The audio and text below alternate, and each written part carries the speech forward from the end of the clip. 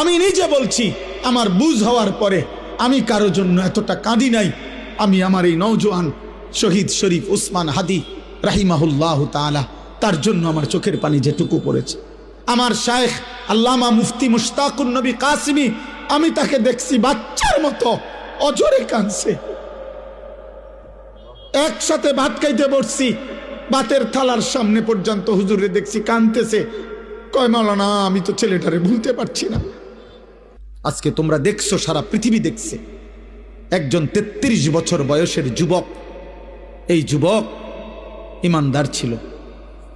আমার প্রিয় ভাই, আমার কলিজার টুকরা ভাই শহীদ শরীফ উসমান হাদি রাহমাতুল্লাহ আলাই, এই নওজোয়ান ইমানদার নওজোয়ান 5 ওয়াক্ত নামাজ সে পড়তো প্রতিদিন। খুদার কসম, ফজরের নামাজ সে জামাতে পড়তো। ফজরের জন্য